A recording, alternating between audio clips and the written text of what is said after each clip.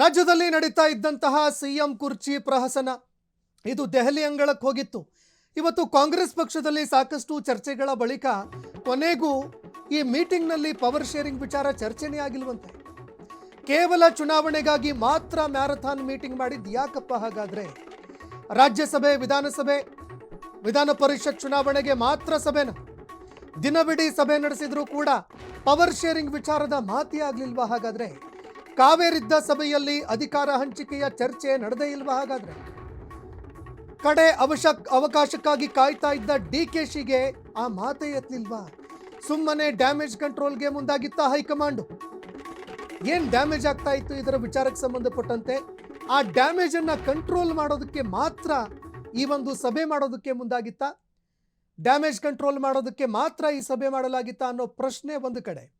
ಮತ್ತೊಂದು ಕಡೆ CM DK Shivakumar ಅವರು ಸಿಎಂ ಕುರ್ಚಿಯ ಕನವರಿಸ್ತಾ ಇದ್ರು. ಹಾಗೆ ಬಿಟ್ಟೆ ನಾನು ಸಿಎಂ, ಹೈಕಮಾಂಡ್ ಅವಕಾಶ ಮಾಡಿಕೊಡತ್ತೆ ಅಂತಾನೆ ಅಂದ್ಕೊಂಡಿದ್ರು. ಆದರೆ ಕೊನೆಗೂ ಸಿಎಂ ಡಿಕೆ ಶಿವಕುಮಾರ್ಗೆ ಸಿಎಂ ಆಗುವ ಭಾಗ್ಯ ಸಿಗಲೇ ಇಲ್ಲ. ಈ ನಡುವೆ ಸಿಎಂ ಸಿದ್ದರಾಮಯ್ಯ ಅವರು ಮತ್ತಷ್ಟು ಸ್ಟ್ರಾಂಗ್ ಆದ್ರೆ ಹಾಗಾದ್ರೆ ಇನ್ನು ಮತ್ತೊಂದೆಡೆ ಚರ್ಚೆ ಆಗ್ತಾ ಇರುವಂತಹ ವಿಚಾರ ಸಿಎಂ ಕುರ್ಚಿ ಚರ್ಚೆ ಆಗಲಿಲ್ಲ.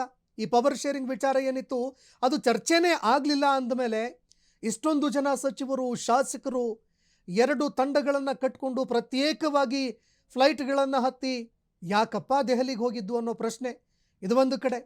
ಮತ್ತೊಂದು ಕಡೆಯಲ್ಲಿ ಮ್ಯಾರಥಾನ್ ಸಭೆಗಳು ಒಂದಾದ ನಂತರ ಒಂದರಂತೆ ಸಭೆಗಳು ನಡೀತು.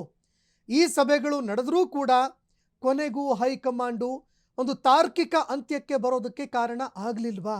ಇದರ ಜೊತೆಗೆ ಇಷ್ಟೊಂದು ಸಭೆ ಮಾಡುವಂಥದ್ದು ಯಾಕಪ್ಪ ಬೇಕಿತ್ತು? ಇದೆಲ್ಲ ಏನೋ ಮಾಡೋ ಅವಶ್ಯಕತೆ ಇರಲಿಲ್ಲ ಅಂತಂದ ಮೇಲೆ ನೇರವಾಗಿ ಸಭೆಗಳನ್ನೇ ಮಾಡದಿರೂ ಕೂಡ ಹೇಳ್ಬೋದಾಗಿತ್ತು. ನಾವು ರಾಜ್ಯಕ್ಕೇನೆ ಬರ್ತೀವಿ, ಅಲ್ಲೇ ಚರ್ಚೆ ಮಾಡ್ತೀವಿ, ಅಥವಾ ಈ ವಿಚಾರಕ್ಕೆ ಸಂಬಂಧಪಟ್ಟಂತೆ ಸಿಎಂ ಅವರ ಜೊತೆ ಚರ್ಚೆ ಮಾಡ್ಕೊಂಡು ಹೇಳ್ತೀವಿ, ಇದನ್ನೆಲ್ಲ ಮಾಡ್ಕೊಂಡು ಹೇಳ್ಬೋದಾಗಿತ್ತು. ಸಿಎಂ ಅವರು ಇಲ್ಲಿರೋ ಸಚಿವರು, ಶಾಸಕರು ಎಲ್ಲರ ಅಭಿಪ್ರಾಯ ಪಡ್ಕೊಂಡು ಹೈಕಮಾಂಡ್ ನಾಯಕರನ್ನ ಭೇಟಿಯಾಗಬಹುದಾಗಿತ್ತು. ಆದರೆ ಸಿಎಂ ಡಿಸಿ ಅವ್ರ ಇಬ್ಬರನ್ನೂ ಕೂಡ ಕರೆಸಿ ಪ್ರತ್ಯೇಕವಾಗಿ ಇಬ್ಬರ ಜೊತೆಯಲ್ಲಿ ಮೀಟಿಂಗ್ ಮಾಡಿದ್ದು ಯಾಕೆ? ಹಾಗಾದ್ರೆ ಈ ಪ್ರಶ್ನೆ ಅನುಮಾನ ಕಾಡೋದಿಲ್ವೇ? ಇದರ ಜೊತೆಗೆ ಹೈಕಮಾಂಡ್ಗೆ ನುಂಗಲಾರದ ಬಿಸಿ ತುತ್ತಾಗ್ತಾ ಇದೆಯಾ ಇದು? ಎಐಸಿಸಿ ಕಚೇರಿಯಲ್ಲಿ ಸಿಎಂ ಸೀಟಿನ ಮಾತುಕತೆ ಆಗಿಲ್ವಾ? ಸಭೆಯಲ್ಲಿ ಸಿಎಂ ಸೀಟಿನದ್ದೇ ಕಾವೇರಿತ್ತು ಚರ್ಚೆ. ಆದರೂ ಕೂಡ ಡ್ಯಾಮೇಜ್ ಕಂಟ್ರೋಲ್ಗಾಗಿ ತೆರೆಯನ್ನ ಎಳೆದಿದ್ದಾರೆ ಸಿಎಂ ಅವರು. ಫ್ರೀಡಂ ಟಿವಿ, ಕಾಂಗ್ರೆಸ್ ದೆಹಲಿ ಮೂಲಗಳಿಂದ ಮಾಹಿತಿಗಳು ಲಭ್ಯವಾಗಿದೆ. ಬುದ್ಧಿವಂತಿಕೆಯಿಂದ ವಿಷಯವನ್ನ ಡೈವರ್ಟ್ ಮಾಡಿದೆ ಹೈಕಮಾಂಡ್.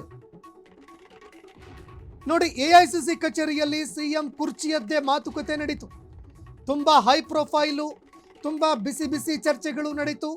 ಕಾವೇರಿದಂತಹ ಚರ್ಚೆಗಳು ನಡೀತು ಅನ್ನೋ ಮಾತುಗಳು ಬಲ್ಲ ಮೂಲಗಳಿಂದ ಫ್ರೀಡಂ ಟಿವಿಗೆ ಲಭ್ಯವಾಗ್ತಾ ಇದೆ. ಆದರೂ ಕೂಡ ಡ್ಯಾಮೇಜ್ ಕಂಟ್ರೋಲ್ ಮಾಡಬೇಕಲ್ವೇ? ನೋಡಪ್ಪ, ಇಷ್ಟೆಲ್ಲ ಹೋದ್ರು ದೆಹಲಿಗೆ, ತಂಡಗಳನ್ನು ಕಟ್ಕೊಂಡು ಸಮರೋಪಾದಿಯಲ್ಲಿ ಚರ್ಚೆಗಳ ಮೇಲೆ ಚರ್ಚೆಗಳನ್ನು ಮಾಡಿದ್ರು, ಮೀಟಿಂಗ್ಗಳು ಕೂಡ ನಡೀತು. ಆದರೂ ಕೂಡ ಒಂದು ತಾರ್ಕಿಕ ಅಂತ್ಯಕ್ಕೆ ಬರೋದಕ್ಕಾಗಲಿಲ್ಲ ಹೈಕಮಾಂಡ್ಗೆ. ಈ ಚರ್ಚೆಗಳಾಗಬಾರ್ದಲ್ವೇ? ಡ್ಯಾಮೇಜ್ ಆಗಬಾರ್ದಲ್ವಾ? ಅದೇ ಕಾರಣಕ್ಕಾಗಿ ಡ್ಯಾಮೇಜ್ ಕಂಟ್ರೋಲ್ಗಾಗಿ ಇಲ್ಲ, ನಾವು ರಾಜ್ಯಸಭೆ ವಿಚಾರಕ್ಕೆ ಸಂಬಂಧಪಟ್ಟಂತೆ ಮಾತ್ರ ಚರ್ಚೆ ಮಾಡಿದ್ದು, ಈ ರೀತಿ ಮಾತನಾಡಿ ಈ ರೀತಿ ಸ್ಟೇಟ್ಮೆಂಟ್ಗಳನ್ನು ಕೊಟ್ಟು ಇದನ್ನು ಸಂಪೂರ್ಣವಾಗಿ ಡೈವರ್ಟ್ ಮಾಡೋದಕ್ಕೆ ಏನಾದರೂ ಪ್ರಯತ್ನ ನಡೀತಾ? ಬುದ್ಧಿವಂತಿಕೆಯಿಂದ ಈ ವಿಷಯವನ್ನು ಡೈವರ್ಟ್ ಮಾಡಿದ್ರಾ ಅನ್ನೋ ಪ್ರಶ್ನೆ ಕೂಡ ಇಲ್ಲಿ ಎದುರಾಗ್ತಾ ಇದೆ. ಇದರ ಜೊತೆಗೆ ಕರ್ನಾಟಕದ ಸಿಎಂ ಕುರ್ಚಿ ಪ್ರಹಸನ ವಿಚಾರಕ್ಕೆ ಸಂಬಂಧಪಟ್ಟಂತೆ ಕಾಂಗ್ರೆಸ್ನ ಹೈಕಮಾಂಡು ಅಸಹಾಯಕ ಸ್ಥಿತಿಗೆ ತಲುಪಿದೆಯಾ ಅನ್ನೋ ಪ್ರಶ್ನೆ ಒಂದು ಕಡೆ. ಮತ್ತೊಂದು ಕಡೆಯಲ್ಲಿ ಈ ಸಮಸ್ಯೆಯನ್ನು ಬಗೆಹರಿಸೋದಕ್ಕೆ ಆಗದೇ ಇರುವಂತಹ ಮಟ್ಟಿಗೆ ಕಾಂಗ್ರೆಸ್ ಪಕ್ಷ ಈಗ ಸಮಸ್ಯೆಯನ್ನು ಎದುರಿಸ್ತಾ ಇದೆಯಾ? ಬಿಸಿತುಪ್ಪವಾಗಿ ಪರಿಣಮಿಸ್ತಾ ಇದ್ದಾರಾ ಸಿಎಂ ಸಿದ್ದರಾಮಯ್ಯ ಅವರು? ಆ ಪ್ರಶ್ನೆ ಒಂದು ಕಡೆ. ಮತ್ತೊಂದು ಕಡೆಯಲ್ಲಿ ಹಾಗಾದರೆ ಸಿಎಂ ಡಿಕೆ ಶಿವಕುಮಾರ್ ಅವರ ಕಥೆ ಏನು? ಹಾಗಾದರೆ ಪಕ್ಷಕ್ಕಾಗಿ ಸಹಜವಾಗಿ ದುಡಿದಿದ್ದಾರೆ, ಪಕ್ಷಕ್ಕಾಗಿ ಸಾಕಷ್ಟು ಕೆಲಸ ಮಾಡಿದ್ದಾರೆ. ಅವರು ಈ ಹಿಂದೆಯೂ ಕೂಡ ಹೇಳಿದ್ರವರು, ನಾನು ಕೂಲಿ ಕೇಳಕ್ಕೆ ಬಂದಿದ್ದೀನಿ, ಇಲ್ಲಿ ದೆಹಲಿಗೆ ನಾನು ಬಂದಿರೋದು, ನಾನು ಕೆಲಸ ಮಾಡಿದ್ದೀನಿ, ನನ್ನ ಕೂಲಿ ಕೇಳೋದಕ್ಕೆ ಹೈಕಮಾಂಡ್ ಹತ್ರ ಬಂದಿದ್ದೀನಿ ಅಂತ ಹಿಂದೆನೂ ಕೂಡ ಹೇಳಿದರು. ಹೀಗಾಗಿ ತಮ್ಮ ಒಂದು ಅವಕಾಶವನ್ನು ಅವರು ಕೇಳ್ತಾ ಇದ್ದಾರೆ, ಹೈಕಮಾಂಡ್ ಮುಂದೆ ಆ ವಿಚಾರವನ್ನು ಇಡ್ತಾ ಇದ್ದಾರೆ. ಆದರೆ ಹೈಕಮಾಂಡು ಪದೇ ಪದೇ ಅದನ್ನು ಹಾರಿಕೆ ಉತ್ತರಗಳ ಮೂಲಕವಾಗಿ ಅಥವಾ ಮತ್ತೆ ನೋಡೋಣ ಅಂತ ಹೇಳಿ ಅದನ್ನು ಮುಂದೆ ತಳ್ಕೊಂಡು ಹೋಗ್ತಾ ಇದೆಯಾ? ಮುಂದೆ ತಳ್ಳುವಂತಹ ಕೆಲಸಕ್ಕೆ ಕಾಂಗ್ರೆಸ್ನ ಹೈಕಮಾಂಡು ಏನಾದರೂ ಮುಂದಾಗ್ತಾ ಇದೆಯಾ? ಸದ್ಯಕ್ಕೇನೋ ಬೀಸೋ ದೊಣ್ಣೆ ಇದು, ಇದರಿಂದ ತಪ್ಪಿಸ್ಕೊಂಡ್ರೆ ಸಾಕು, 100 ವರ್ಷ ಆಯಸ್ಸು ಅಂತ ಕಾಂಗ್ರೆಸ್ ಪಕ್ಷ ಬೀಸೋ ದೊಣ್ಣೆಯಿಂದ ತಪ್ಪಿಸ್ಕೊಳ್ಳುವಂತಹ ಕೆಲಸಕ್ಕೆ ಏನಾದರೂ ಮುಂದಾಗ್ತಾ ಇದೆಯಾ ಅನ್ನೋ ಪ್ರಶ್ನೆ. ಏನು ಸ್ಟಿಕಾನ್ ಆಗಿ ಒಂದು ತಾರ್ಕಿಕ ಅಂತ್ಯಕ್ಕೆ ಬಂದು ನೋಡಪ್ಪ ಇದನ್ನು ಕೊಡೋದಕ್ಕಾಗಲ್ಲ ಸಿ ಎಂ ಕುರ್ಚಿ, ಇದರಿಂದ ರಾಜ್ಯ ಕಾಂಗ್ರೆಸ್ಗೆ ಅಥವಾ ಕಾಂಗ್ರೆಸ್ಗೆ ಡ್ಯಾಮೇಜ್ ಆಗುತ್ತೆ, ನೀವೆಲ್ಲರೂ ಕೂಡ ಏನೇ ಇದ್ರೂ ಸದ್ಯದ ಒಂದು ಹುದ್ದೆಯಲ್ಲಿ ಮುಂದುವರಿರಿ, ಸರಿಯಾಗಿ ಕೆಲಸ ಮಾಡಿ ನೀವು ಅಂತ ಅವರಿಗೆ ಯಾಕಪ್ಪ ಬುದ್ಧಿವಾದ ಹೇಳೋದಕ್ಕಾಗ್ತಾ ಇಲ್ಲ ಅನ್ನೋ ಪ್ರಶ್ನೆ ಖಡಾಖಂಡಿತವಾಗಿ ಹೇಳೋದಕ್ಕೆ ಕಾಂಗ್ರೆಸ್ಗೆ ಯಾಕೆ ಸಾಧ್ಯವಾಗ್ತಾ ಇಲ್ಲ ಕಾಂಗ್ರೆಸ್ ಕೈಯಿಂದ, ಈ ಪ್ರಶ್ನೆ ಈಗ ಸಹಜವಾಗಿ ಎದುರಾಗ್ತಾ ಇರುವಂಥದ್ದು. ಅದರಲ್ಲೂ ಇಲ್ಲಿ ಮತ್ತೊಂದು ವಿಚಾರ ಕೂಡ ಇದೆ ನೋಡಿ. ಪ್ರಿಯಾಂಕಾ ಗಾಂಧಿ ಅವರು D C M D K Shivakumar ಅವರ ಪರವಾಗಿ ರಾಹುಲ್ ಗಾಂಧಿ ಅವರ ಮನವೊಲಿಸೋದಕ್ಕೆ ಪ್ರಯತ್ನ ಪಟ್ಟರು ಅನ್ನೋ ಮಾತುಗಳು ಕೂಡ ಕೆಲವು ಮೂಲಗಳಿಂದ ಈಗ ಗೊತ್ತಾಗ್ತಾ ಇದೆ ಫ್ರೀಡಮ್ ಟಿವಿಗೆ. ಹೀಗಾಗಿ ಇಲ್ಲಿ ಎದುರಾಗ್ತಾ ಇರುವಂತಹ ಪ್ರಶ್ನೆ, ಎಷ್ಟೇ ಮನವೊಲಿಸೋದಕ್ಕೆ ಪ್ರಯತ್ನ ಪಟ್ಟರೂ ಕೂಡ ರಾಹುಲ್ ಗಾಂಧಿ ಅವರು ಏನು ಒಂದು ತಮ್ಮ ನಿಲುವನ್ನು ತಳೆದಿದ್ದಾರೆ. ಸಿದ್ದರಾಮಯ್ಯ ಅವ್ರನ್ನ ಮುಂದುವರೆಸಿದ್ರೆ ಆಗ ಅಹಿಂದ ಬಲವಾಗುತ್ತೆ, ಆಗ ಅಲ್ಪಸಂಖ್ಯಾತರ ಮತಗಳು ಕಾಂಗ್ರೆಸ್ಗೆ ಲಭಿಸುತ್ತೆ ಅನ್ನುವಂತಹ ವಿಚಾರ. ಆ ವೋಟ್ಗಳನ್ನು ಡಿವೈಡ್ ಮಾಡೋದಕ್ಕೆ ಸಾಧ್ಯ ಇಲ್ಲ, ಅದು ಸ್ಟಿಕ್ಕಾನ್ ಆಗಿರುತ್ತೆ, ಅಹಿಂದ ಕಟ್ಟೋದಕ್ಕಾಗತ್ತೆ ಅನ್ನುವಂತಹ ಒಂದು ಏನು ಧೋರಣೆ ಇದೆ. ಅದೇ ಒಂದು ಧೋರಣೆ ಮೂಲಕವಾಗಿ ಮತ್ತೆ ಅದೇ ಧೋರಣೆಯನ್ನು ಮುಂದುವರಿಸ್ತಾ ಇದ್ದಾರಾ ಅನ್ನೋ ಪ್ರಶ್ನೆ ಇಲ್ಲಿ ಎದುರಾಗ್ತಾ ಇರುವಂಥದ್ದು. ಹೀಗಾಗಿ ಸಾಕಷ್ಟು ಪ್ರಶ್ನೆಗಳಿದ್ದಾವೆ. ಆದರೂ ಕೂಡ ಸಿದ್ದರಾಮಯ್ಯ ಅವರು ತಾವು ಎಷ್ಟು ಸ್ಟ್ರಾಂಗ್ ಅನ್ನುವಂಥದ್ದನ್ನು ಮತ್ತೆ ಏನಾದರೂ ಪ್ರೂವ್ ಮಾಡಿಕೊಂಡ್ರ ಈ ಮೂಲಕವಾಗಿ ಅನ್ನೋ ಪ್ರಶ್ನೆನೂ ಕೂಡ ಇಲ್ಲಿ ಎದುರಾಗತ್ತೆ. ಅದಕ್ಕೆ ಇದೊಂದು ಉತ್ತರನ ಹಾಗಾದರೆ ಅನ್ನೋ ಪ್ರಶ್ನೆ ಕೂಡ ಇಲ್ಲಿ ಎದುರಾಗತ್ತೆ. ಇನ್ನು ಮತ್ತೊಂದು ಕಡೆ D C M D K Shivakumar ಅವರು ಈ ಹಿಂದೆನೂ ಕೂಡ ಎಲ್ಲೂ ಕೂಡ ಬೇಜಾರಾಗಿರಲಿಲ್ಲ ಈ ವಿಚಾರದಲ್ಲಿ, ಯಾವಾಗಲೂ ಕೂಡ ನಗುನಗುತ್ತಲೇ ಇದೆಲ್ಲವನ್ನು ಕೂಡ ಎದುರಿಸಿದ್ರು. ನಾನು ಕಾಂಗ್ರೆಸ್ ಪಕ್ಷಕ್ಕಾಗಿ ದುಡಿದಿದ್ದೀನಿ, ಒಬ್ಬ ಕಾರ್ಯಕರ್ತನಾಗಿ ನಾನು ಕೇಳ್ತಾ ಇದ್ದೀನಿ ಅಂತ ಅವ್ರು ಹೇಳ್ತಾ ಇದ್ರು. ಈಗಲೂ ಕೂಡ ಅದೇ ನಗು ಮುಖದಿಂದ ಅವರು ಕಂಡು ಬರ್ತಾ ಇದ್ದಾರೆ. ಈ ಬಗ್ಗೆ ಮತ್ತಷ್ಟು ಮಾಹಿತಿ ಕೊಡ್ತಾರೆ ನನ್ನ ಸಹೋದ್ಯೋಗಿ ವಸಂತ್ ಕುಮಾರ್ ಫೋನ್ ಸಂಪರ್ಕದಲ್ಲಿ ಜಾಯ್ನ್ ಆಗಿದ್ದಾರೆ.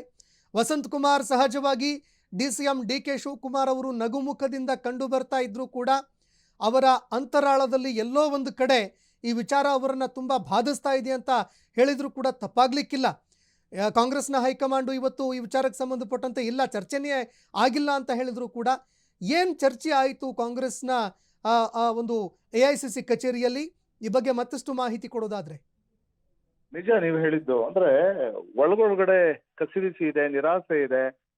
ನಾನು ಸಿಎಂ ಆಗ್ಬೇಕು ಅನ್ನುವಂಥದ್ದು ಡಿ ಕೆ ಶಿವಕುಮಾರ್ಗೆ 2.5 ವರ್ಷದ ಅವಧಿಯ ನಂತರದಲ್ಲಿ ನನಗೆ ಬಿಟ್ಕೊಡ್ತಾರೆ, ಪವರ್ ಶೇರಿಂಗ್ ವಿಚಾರದಲ್ಲಿ ನಡೆದಿರುವಂತ ಮಾತುಕತೆಯ ಅನ್ವಯ ಹೈಕಮಾಂಡ್ ನನಗೆ ಅವಕಾಶ ಮಾಡಿಕೊಡುತ್ತೆ ಅನ್ನುವಂಥ ನಿರೀಕ್ಷೆಯಲ್ಲಿದ್ರು. ಈಗಾಗಲೇ 3 ವರ್ಷ ಕಂಪ್ಲೀಟ್ ಆಯ್ತು ಕಾಂಗ್ರೆಸ್ ಸರ್ಕಾರದ ಅವಧಿಯು, ಇನ್ನು 2 ವರ್ಷಕ್ಕಾದ್ರೂ ನನಗೆ ಅವಕಾಶ ಮಾಡಿಕೊಡ್ತಾರೆ ಅನ್ನುವಂಥ ನಿರೀಕ್ಷೆಯಲ್ಲೇ ದೆಹಲಿಗೆ ತೆರಳಿದ್ದಂತ ಡಿ ಕೆ ಶಿವಕುಮಾರ್ಗೆ ಒಂದ್ ರೀತಿಯಲ್ಲಿ ನಿರಾಸೆ ಆಗಿದೆ. ಹೊರನೋಟಕ್ಕೆ ಅವರು ನಗ್ನಗ್ತಾ ಇದ್ದಾರೆ ಅಂತ ಅನ್ಸಿದ್ರು ಕೂಡ ಮಾಧ್ಯಮಗಳ ಮುಂದೆ, ಅದ್ರ ಒಳಗೊಳಗೆ ಅವರ ಅಂತರಾಳದಲ್ಲಿ ಆ ನೋವು, ಬಹುಶಃ ಹೈಕಮಾಂಡ್ ಈಗಲೂ ಕೂಡ ಒಂದು ಖಡಕ್ ನಿರ್ಧಾರವನ್ನ ತೆಗೆದುಕೊಳ್ತಿಲ್ವಲ್ಲ ಅನ್ನುವಂಥ ಒಂದು ಬೇಸರ ಇದ್ದೇ ಇದೆ. ಯಾಕಂದ್ರೆ ಪವರ್ ಶೇರಿಂಗ್ ವಿಚಾರದಲ್ಲಿ ಏನಾದ್ರು ಒಂದು ಫೈನಲ್ ಅಥವಾ ಒಂದು ಫುಲ್ ಸ್ಟಾಪ್ ಇಡಬಹುದು. ಕಳೆದ 6 ತಿಂಗಳಿಂದ ನಡೀತಾನೆ ಇದೆ ಪವರ್ ಶೇರಿಂಗ್ ವಿಚಾರದಲ್ಲಿ ಒಂದು ನಿರ್ಧಾರ ತೆಗೆದುಕೊಳ್ಬೇಕು ಅನ್ನುವಂಥ ವಿಚಾರದಲ್ಲಿ. ಎಲ್ಲೋ ಒಂದ್ ಕಡೆ ಹೈಕಮಾಂಡ್ ಇನ್ನೂ ಕೂಡ ಮೀನಮೇಷ ಎಣಿಸ್ತಾ ಇದೆಯಾ, ಈಗ ಒಂದು ಸಮಯ ಬಂತ, ಈಗ ಒಂದು ಫುಲ್ ಸ್ಟಾಪ್ ಇಡಬಹುದಾ ಕ್ಲೈಮ್ಯಾಕ್ಸ್ ಹಂತಕ್ಕೆ ಬಂದಿರೋದ್ರಿಂದ ಅನ್ನುವಂಥ ಒಂದು ಆಸೆಯಿಂದಲೇ ತನ್ನ ಸಹೋದರನ ಜೊತೆ ದೆಹಲಿಗೆ ತೆರಳಿದ್ದಂತ ಡಿ ಕೆ ಶಿವಕುಮಾರ್ಗೆ ತಾನು ಅನ್ಕೊಂಡಂತೆ ಆಗಿಲ್ಲ ಸಂತೋಷ್. ಅಂದ್ರೆ ಬಹುಶಃ ಕೈ ಮೀಟಿಂಗ್ ನಲ್ಲಿ ಪವರ್ ಶೇರಿಂಗ್ ಚರ್ಚೆ ಆಗೇ ಇಲ್ಲ ಅನ್ನುವಂತೆ ಸದ್ಯಕ್ಕೆ ಮೇಲ್ನೋಟ ಕಂಡು ಬರ್ತಾ ಇರುವಂತದ್ದು. ಕೇವಲ ಚುನಾವಣೆಗೋಸ್ಕರವೇ ಮ್ಯಾರಥಾನ್ ಮೀಟಿಂಗ್ ಆಯ್ತಾ?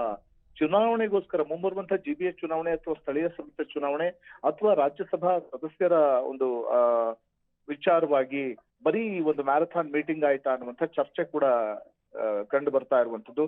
ಬಹುಶಃ ಒಂದಷ್ಟು ನಿರೀಕ್ಷೆಗಳಿದ್ದು, ಬೆಳಗ್ಗೆಯಿಂದ ನಾವು ಕೂಡ ನೋಡ್ತಾ ಇದ್ವಿ. ಒಂದು ಮ್ಯಾರಥಾನ್ ಮೀಟಿಂಗ್ ನಡೆದಾಗ ಸಹಜವಾಗಿನೇ ರಾಹುಲ್ ಗಾಂಧಿ ಮತ್ತೆ AICC ಅಧ್ಯಕ್ಷ ಮಲ್ಲಿಕಾರ್ಜುನ ಖರ್ಗೆ, ಸುರ್ಜೇವಾಲಾ, KC ವೇಣುಗೋಪಾಲ್ ಇವರು ಮೀಟಿಂಗ್ ನಡೆಸಿದ ನಂತರದಲ್ಲಿ ಪ್ರತ್ಯೇಕವಾಗಿ ಸಿದ್ದರಾಮಯ್ಯ ಮತ್ತು ಡಿ ಕೆ ಶಿವಕುಮಾರ್ ಜೊತೆ ರಾಹುಲ್ ಗಾಂಧಿ ಅವರು ಚರ್ಚೆ ಮಾಡ್ತಾರೆ ಅಂತಂದಾಗ ಸಹಜವಾಗಿ ಒಂದಷ್ಟು ನಿರೀಕ್ಷೆಗಳಿತ್ತು.